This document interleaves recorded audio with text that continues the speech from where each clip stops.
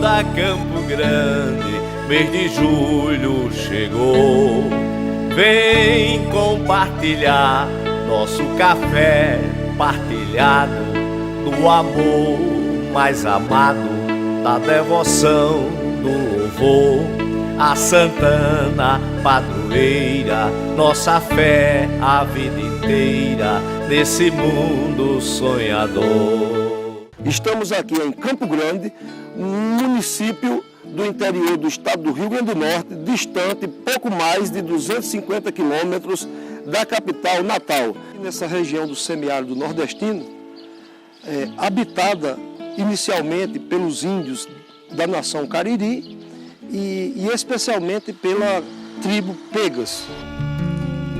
Os cariris, que são uns índios altos, magros, estranhos, né? Diferentes. É outro genoma, um genoma isolado que só tem aqui no Nordeste. Pegas é uma miscigenação indígena de 6.000 anos para cá, né? Porque eles são oriundos dos tapuios. Os Pegas ocuparam todo o semiárido brasileiro, inclusive todos os estados nordestinos, mas que eles são oriundos do Rio de Espinharas. E os índios Pegas eram habitantes, os primeiros habitantes daqui da região. Os Pegas que vieram de Campina Grande com um bandeirante chamado Oliveira Ledo, eles se revoltaram contra Oliveira Ledo e se alojaram na Serra das Dormentes. E eles foram para a Serra de João do Vale, que não era de João do Vale, chama Cipilhada, né? Depois João do Vale comprou a eles, porque o padre, né, aldeou eles, fez uma missão e tal, eles tinham as terras deles. Então eles não foram expulsos, não vieram fugidos. Quando eles saíram lá da Serra de Campo Grande, eles vieram escoltados, inclusive vinha um ouvidor, né? Um juiz de fora, toda a autoridade fazendo transferência deles. Era uma ordem régia, né? A lei Pombalina de 1759 mandava transformar as missões jesuíticas em vilas. Então eles venderam as terras dele, a João do Vale e Bezerra, construíram casa e tal, deram terras para eles. E eles estão aí, os mochoróis da missão de Paraú, os carmelitas e os Pegas. O movimento Pega foi a história quando foi tomada as terras aqui.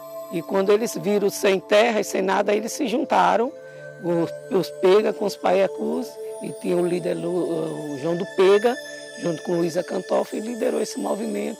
E houve um conflito muito grande.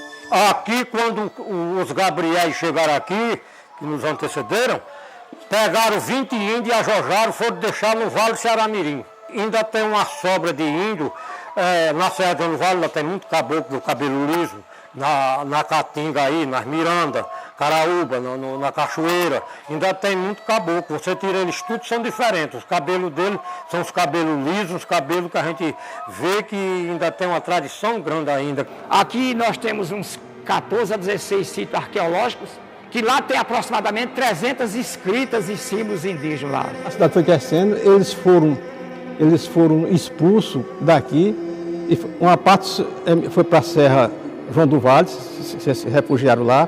E tem uma história também que surgiu outros lá em São José do Mipimbu. Eu vejo uma lacuna com o registro histórico de Campo Grande. Eu pesquisei para entender a ocupação do território campograndense, como se deu essa ocupação, essa formação territorial.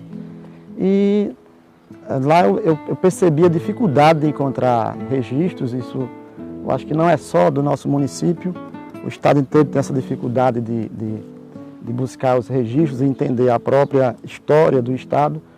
Embora Campo Grande eu perceba um pouco mais de dificuldade. Com a fase da dizimação dos índios já em 1730, essa região passou a ser habitada principalmente pelo fundador João do Vale Bezerra, que também foi o fundador do município de Campo Grande. Começa com a chegada do capitão, né, que ele veio procurando terras devolutas, né, para formar fazendas de gado, né?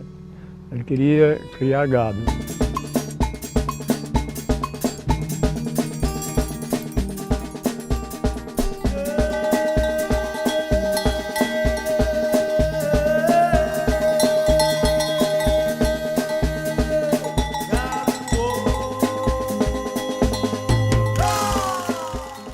João do Vale veio morar em Campo Grande, ele fez uma casa aí naquela esquina que vai para a casa paroquial. Hoje essa casa é da viúva de Antônio Frado. Ali onde hoje é a igreja e o jardim e o mercado, ali tinha um limpo muito grande no beijo do rio. Aí João do Vale deu o nome de Campo Grande. Há uma controvérsia nessa conversa, que a fazenda dele é onde hoje é o açude do Morcego. Chamava-se de Campo Grande, era a fazenda aqui, de João do Vale, que foi do Gundim, depois passou a ser de João do Vale. Em 1761, o João do Vale, que era um visionário, arrematou a Serra Cipilhada, que logo depois passou a denominar Serra de João do Vale. João do Vale, tudo dele era, naquele tempo o dinheiro era pouco, a moeda corria pouco, tudo dele era num vale. Ele assinava um vale, aí ele pegou o nome de João do Vale. Existem duas ou três ideias sobre o nome. O próprio João do Vale, quando chegando à região, que viu um campo, um espaço aberto na vegetação, disse a frase, ó, que Campo Grande, que também essa frase é atribuída ao capitão Gondim. A terceira versão, devido aos campos, seria relacionado ao espaço, à pastagem. A vila foi crescendo, deixou de ser vila, passou a pertencer a Caraúbas. Trouxeram a vila de volta, mas não foi mais como Campo Grande. Augusto Severo foi em 1903. 91, resolveram voltar para o seu nome original, Campo Grande. O estado do Rio Grande do Norte, quando tinha 13 municípios e 6 povoados, Campo Grande era um deles, né? Mas isso não tem nada registrado aqui na cidade. Isso a gente vai buscar as fontes em Olavo de Medeiros Filho, Câmara Cascudo. Aqui em Campo Grande, o Lino de Oliveira, João Ramalho, acresceu outras informações, o historiador Júnior Liberato, mas ainda é insuficiente para a gente trazer respostas.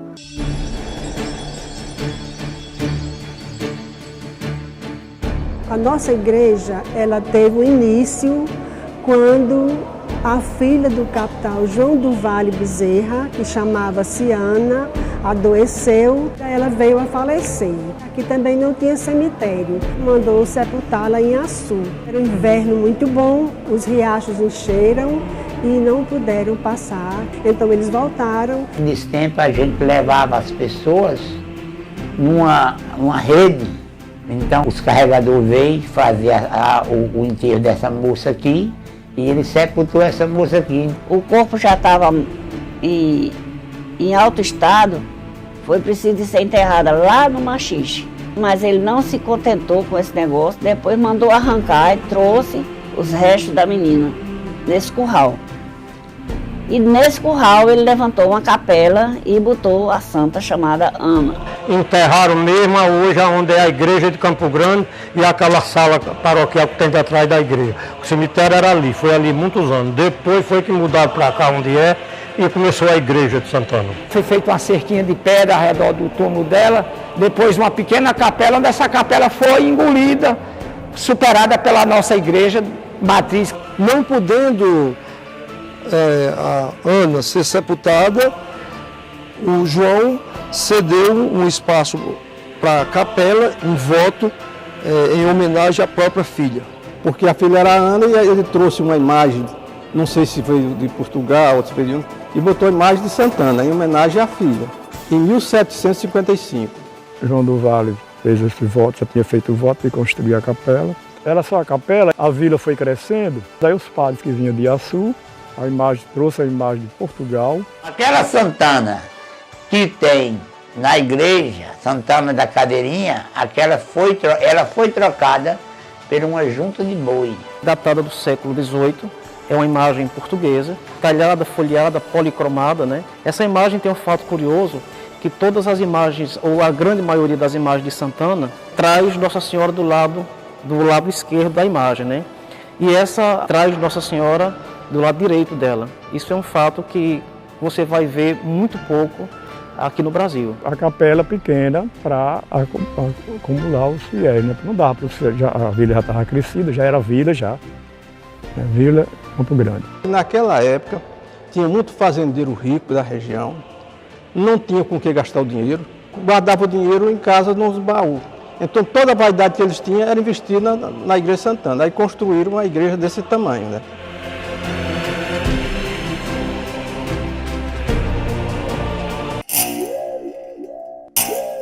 A primeira igreja de Santana foi feita com a madeira que veio da Serra de Martins, 9 carros de boi. A madeira que veio para construir a nossa igreja eram verdadeiros lenhos de aroeira, de brejuí. Foi feito um pacto entre os párocos da época e os fazendeiros. Se montava uma comitiva num carro de boi com 10 homens. Carro de boi de Ananias Cunha, o carro de boi de Joca Holanda, o bisavô de Antônio Conceição, o carro de boi do Major II, o carro de boi de Dona Nada Ariosa. Eu sei que foram 9 carros de boi. Esses altares aqui, que são uma coisa raríssima, uma relíquia, né? Levar 2 anos ou mais para fazer esses altares, um mestre só. Esse barroco da nossa igreja foi o mestre José. Ele colhia solo nas margens do rio Ipanema. Ele projetava essas lindas peças barrocas que nós temos aqui nos altares da nossa igreja de Santana. Ela não tem estrutura de ferro. Pela largura das paredes, você deve ter observado, que a sustentação dela está nesses pilares que tem nele. As portas são de angelim, são as primeiras portas. Inicialmente ela não tinha essa torre que vemos hoje, mas depois construíram e temos uma das igrejas mais belas do estado. Depois da construção, construíram a torre, né, de um lado, e o padre queria construir as duas. Aí o engenheiro não aceitou porque disse que ela não tinha estrutura para aguentar o peso das 2 torres, né? Então ela ficou só numa. Conheci a igreja sem a torre e com a torre. E me lembro do pessoal trabalhando. Os andames feitos com estronca até lá em cima, me lembro demais. Há pessoas que chegavam aqui, o que tinha de admirar na cidade era a igreja. Aí olhar, disse, aí, olha, fizeram a igreja desse tamanho, não tiveram dinheiro para concluir, fecharam as portas de tijolo. Esse fingido de porta e de janela é da arquitetura da igreja. Não é porque não tiveram dinheiro para concluir, é porque é o modelo dela, a arquitetura dela foi projetada para esse estilo.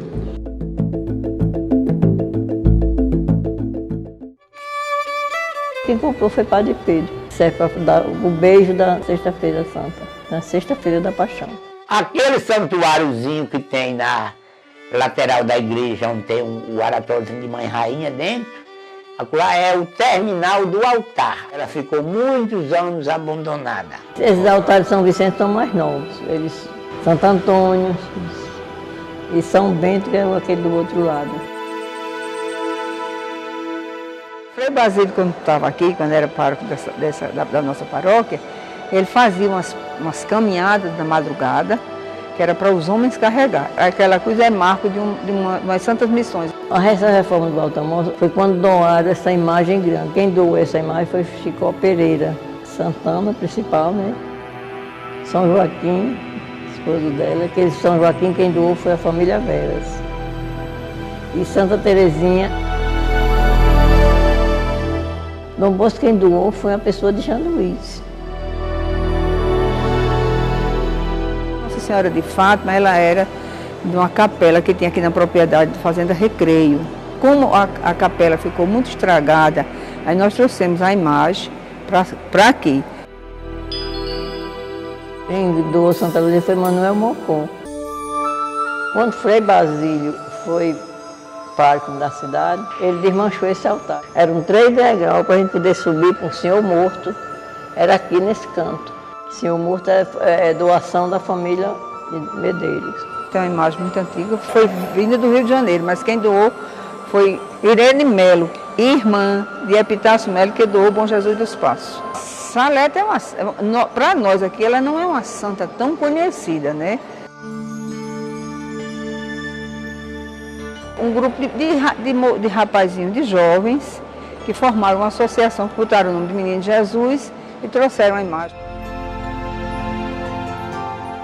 Foi Padre José Nilton, quando estava aqui, que comprou aquela imagenzinha.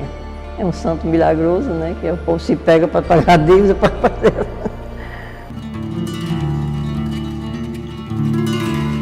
A escada estava precisando de uma restauração. Teve um padre que queria tirar a escada. Então a comunidade reuniu-se e não deixou. Arrecadaram dinheiro e pagaram o serviço. Dona Wanda uma vez me disse que essa escada foi feita no tempo do que o pai dela era quem toma conta, que tomava frente das coisas da igreja.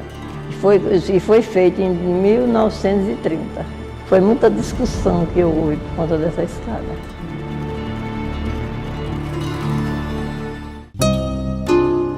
Eu chego, vou para a casa paroquial, cuido dos animais, tem galinha, tem cachorro lá, tem uma horta que eu cuido. Aí, lá de 8h30, eu desço aqui para a matriz, para a paróquia, para a igreja e fico zelando, limpando, cuidando do espaço do salão para as reuniões. Faz 9 anos que eu estou aqui trabalhando na paróquia. Quando falece uma pessoa, morre uma pessoa, aí toca-se uma chamada quando o corpo chega na igreja e quando ele parte para o cemitério.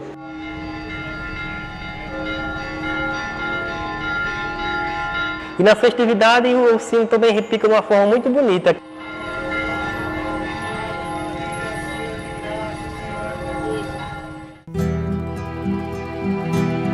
Santana, ela é a mãe de Maria e a avó de Jesus Cristo, né? Ficou grávida já na velhice. Ela tinha dificuldade de engravidar.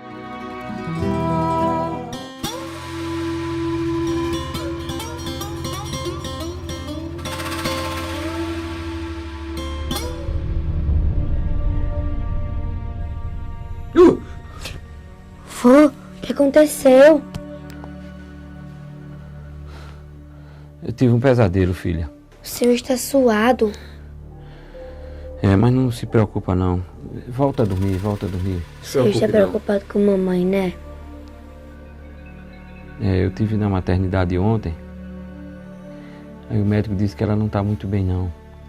Aí mais tarde você pega a bicicleta, vai lá saber como ela tá. Tá bom. Certo? Mas volta a dormir, não se preocupa não, volta a dormir.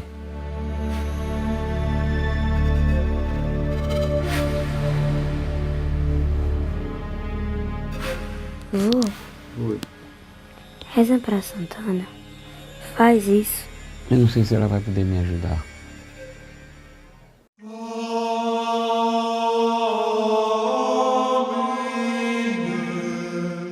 Eles rezavam muito para Deus dar um filho a eles. Na época dela, quem não tinha filho era apedrejada, né?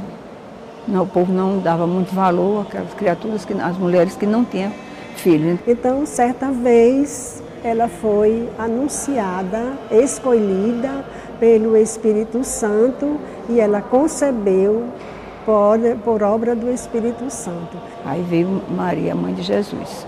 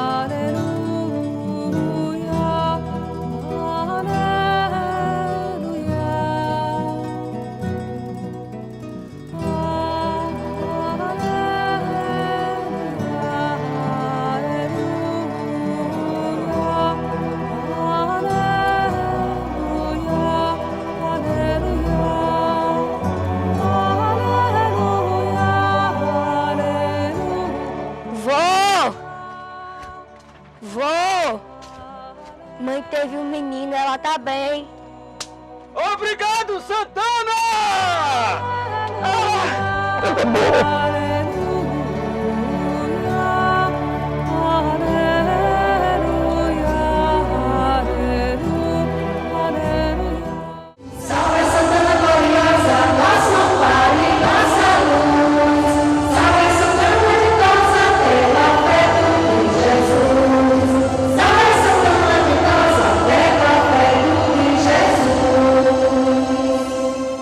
Mamãe, quando se valia dela, foi válida muitas vezes, que ela agradecia, pagava promessa, minhas irmãs, e muita gente em Campo Grande vem pagar promessa de longe, que faz devoção e tem graça alcançada com ela. Ela é uma santa muito forte. Eu estava com a menina doente, estourou assim um vidro e estourou por fora. Aí nós gastando nada, vinha comprar remédio em Campo Grande. Não tinha médico. Eu disse, mamãe, vamos ter fé em Deus, que Santana, que Nossa Senhora Santana vai mandar um curador para curar essa menina. Aí que quando passamos assim um mês ou dois, aí subimos que Frei Damião vinha para Campo Grande. A cabecinha dela era toda ferida, sabe? Aí o povo achava que aquele fedia, mas não fedia não, sabe? Aí ele levantou-se, foi bater onde eu estava. Rezou, disse, pronto, ela vai ficar boa assim. Com uns 2 meses, não tinha uma ferida na cabeça dela e até hoje. Ela é milagrosa e Frei Damião com o poder de Santana, né? É uma graça cansada. Uma graça cansada de um filho de Campo Grande, com Nossa Senhora Santana. Ele era um militar da Força Nacional. Gostaria de casar com a filha bastarda da família Vera Saldanha, filho do patriarca comandante Veras. E ele não tinha condições para casar com ela. Então ele resolveu ir para a Guerra do Paraguai, para quando voltar, se vencesse a guerra e voltar sã e salvo, ele casaria com ela e deixaria um marco religioso na nossa terra, que na realidade foi a construção desse cruzeiro que foi doado à nossa igreja de Nossa Senhora Santana.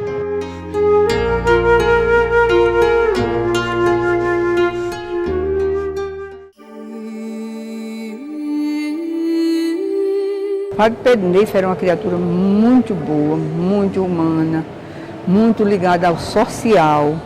Trouxe muitos projetos para Campo Grande. Tinha um trabalho social muito importante que contribuiu para que ensinasse a população, ensinasse a todos nós a força da organização coletiva. Ele nos ensinou que nós precisávamos nos unir, nos organizar, lutar para poder conquistar os nossos direitos. Era não só católico, como ele também era político, né? Conseguiu muitos projetos bons, inclusive de hortas, criação de galinha para o pessoal, cursos. Não existia carro de estudante, eles iam estudar no carro da paróquia para levar os estudantes para a universidade. E depois ele criou um cursinho pré-vestibular. Sempre passava muitos jovens no vestibular em Campo Grande, jovens que depois fizeram mestrado, doutorado, né? Teve jovem até que foi com Ciências Sem Fronteiras. Ele procurava em jovens, né, ociosos da nossa comunidade, na ocupação dentro da igreja, trabalhava a evangelização dos jovens. Teve uma época que ele trouxe um projeto que era das mulheres fazer renascença. É uma renda muito cara, muito difícil de fazer e muito procurada. Todo mundo tinha um ganho, porque o negócio dele era fazer com que a pobreza andasse com seus pés. Ele propôs com que as mulheres não fossem para o trabalho pesado no campo, que elas pudessem ter um trabalho que também depois pudesse gerar renda. E ele trouxe mulheres que vieram ensinar a Renascença. Essas mulheres vieram de Pernambuco, de Pesqueira especificamente. A Renascença, que era vendido, o pessoal fez curso e tinha umas mulheres fazendo essa renda e quando aprontavam, levavam para vender fora, no exterior. Ele pelejou muito para deixar muita gente aqui trabalhando. Teve um tempo que ele tinha 500 pessoas fazendo Renascença. Outra coisa também que ele trouxe, que era muito bom, era a medicina caseira. Ele dava as coisas para que a coisa acontecesse e trazia gente para fazer formação. Os instrumentos que Padre Militão tinha conseguido já estavam muito decadentes. Padre Pedro fez outra campanha grande e comprou um novo instrumental para a banda de música.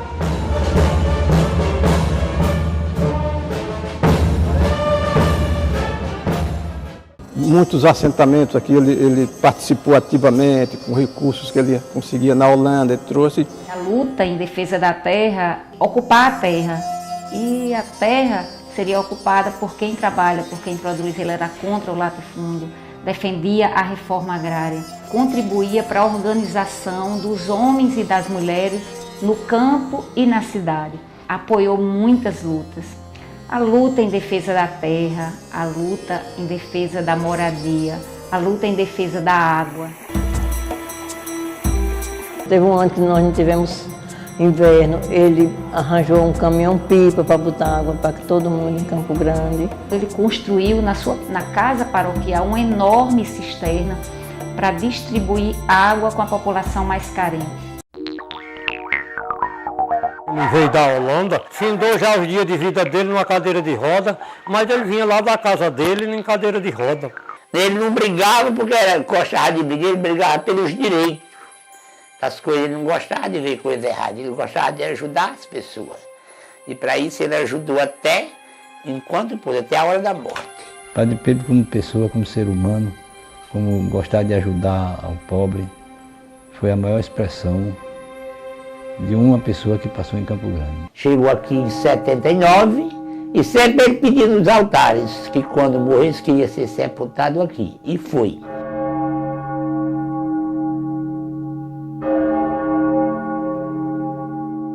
Senhora Santana, que de São Joaquim, foi para o batizado de Manel Messias. Era um padre muito humilde, de muitas virtudes. Era padre simples, usava batina, cumprimentava as pessoas. Naquele tempo ele não tinha transporte, ele ia celebrar nos sítios, no lombo da égua. Né? Era engraçado quando ele saía com aquela túnica grande. Gostava muito de comer, gostava muito de peixe. E era uma pessoa muito calma. Dava umas brigadinhas com o sacristão, Zé de Ouro, ele gaguejava. E quando eles começavam na briga aí, Zé de Ouro não falava mais nada, né? Porque começava a gaguejar. Quando fazia o raiva a ele só fazia chorar. Ele era um padre muito manso, um padre muito calmo. O padre Militão era muito humilde. Naquele tempo as missas eram de costa, aqui nesse altar de Santana. Ele celebrando de costa e todo mundo rezando um texto lá atrás. Até que a gente ria muito, que dizia, quem tem pecado não, o pecado está no chiqueiro do porco. Ele saiu de repente na esquina, o jumento se assustou. Aí meu pai disse, que diabo é isso? Aí ele disse, não, mestre, é padre Militão. Tinha um curral aqui de Juvenal, ele ia tomar o leite no curral, né?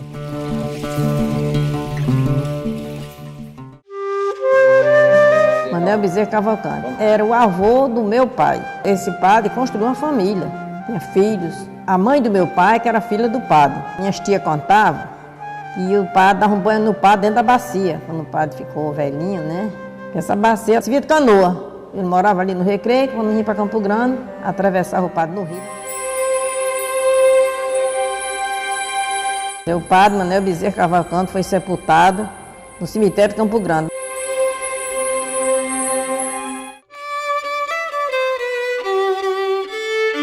A praça, a antiga praça que foi demolida, né, que ainda traz muitas recordações. Essa praça eu até nem gosto de falar porque me dói. Que devia ter sido preservada, né? Nessa época eu trabalhava estava em Natal e quando eu soube, eu ainda vim aqui, mas já estava destruída, não teve como fazer movimento. A praça de frente à igreja, ela era toda no cimento. Era uma estrutura que como que era feita pelo arquiteto, porque ali era um serviço bem feito. Tinha uma luminária redonda. Era a coisa mais linda, quando acendia de noite, quando acendia as luzes, 6 horas da noite, era a coisa mais linda que podia existir. Aí também existiam essas luminárias redondas no coreto. Não sei por que fizeram o negócio de botar aquilo abaixo. Não sei por quê. As pessoas se dirigiam aqui à praça, era a diversão do pessoal. Passear na praça, no meio da praça tinha um coreto, que a banda de música fazia a retreta. Os casais de namorado e a banda de música tocando ali no coreto da praça.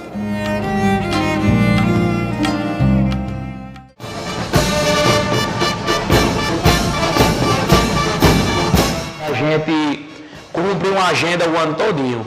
Festa de São José, que é perto de Santa Paróquia, a gente toca. Festa de Nossa Senhora de Fátima, a banda toca. Ordenação de padres, todo o evento relacionado à Igreja de Campo Grande hoje, a gente tem essa parceria.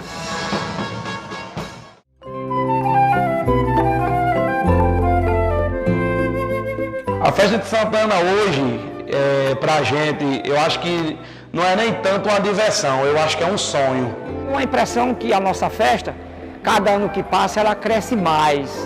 Durante toda a festa de Santana, nós temos celebração da Eucaristia, novenário. Após a novena tem sempre a parte social, né, de reencontro das famílias, dos filhos ausentes. Às 5 da manhã toda a cidade acorda e fazem uma grande manifestação, carreata, buzinaço, e todo mundo acorda, né, e participa desse momento. Depois tem um café partilhado aqui.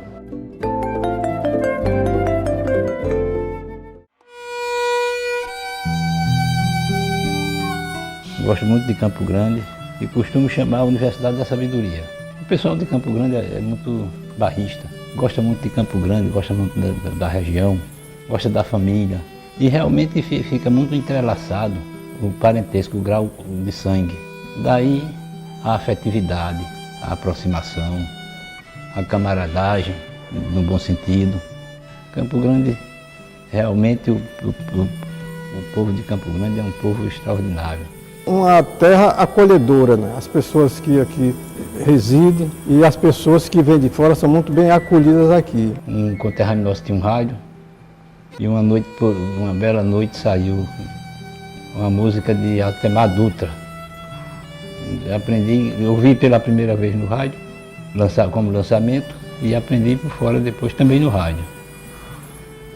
Aquela música, sonhei que um dia era um trovador dos velhos tempos que não volta mais.